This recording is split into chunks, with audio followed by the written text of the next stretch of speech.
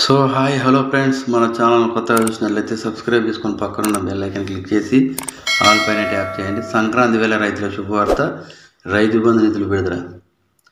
తెలంగాణలో కొత్తగా ఏర్పడిన కాంగ్రెస్ ప్రభుత్వం రైతులకు రైతు భరోసా పథకం కింద ఏటా ఎకరాకి 15,000 రూపాయలు చొప్పున ఇస్తామని కాంగ్రెస్ చెప్పడం జరిగింది. అలాగే రైతు కూలీలకు ఏటా ఎకరానికి 12,000 రూపాయలు ఇస్తామని చెప్పడం జరిగింది. కానీ అధికారంలోకి వచ్చాక రైతు భరోసా కాదు, రైతు బంధు పథకం అమలు చేయడానికి ఖాతాలో మనీ లేదని తెలుసుకుంది. అయితే కనీసం రైతు బంధాన్ని అమలు చేయాలని ప్రయత్నించగా కొంతమంది రైతులకు మాత్రమే మనీ ఇవ్వగలిగింది.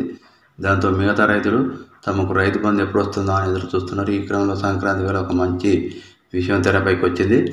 మనీ వచ్చేస్తుంది. యాసంగి సీజన్లో రైతు బంధు వేయడానికి 7,625 కోట్ల నిధులు అవసరం కాగా ఇప్పటి వరకు ఎకరం లోపు ఉన్న రైతులకు 21 లక్షల మంది రైతులకు ప్రభుత్వం 1,050 కోట్లు మాత్రమే జమ చేసింది. మిగతా రైతులకు మనీ రావాల్సింది.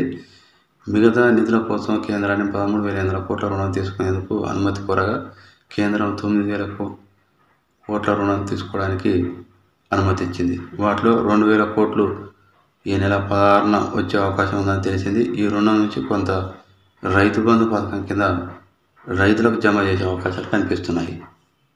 జనవరి ఆఖరు నాటికి పన్నుల రూపంలో ప్రభుత్వానికి భారీగా ఆదాయం వస్తుంది.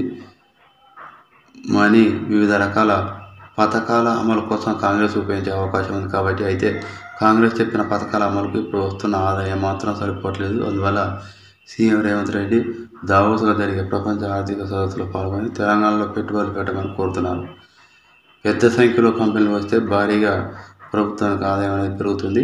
అప్పుడు రైతు భరోసా లాంటి పథకాలను కూడా అమలు చేయడానికి వీలవుతుంది. ప్రస్తుతానికి ఈ రైతులు తీవ్ర నిరాశలో ఉన్నారు. చాలామంది రైతులకు రైతు బంధు డబ్బులు రాలేదు.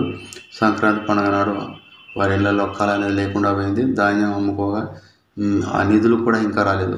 మిల్లర్లు మనీ ఇవ్వకపోవడంతో రైతులు ఏ విధంగా మనీ లేని పరిస్థితి ఎదుర్కొంటున్నారు. అయితే ప్రస్తుతానికి ప్రభుత్వంపై రైతులు అసంతృప్తితో లేరని తెలుస్తుంది.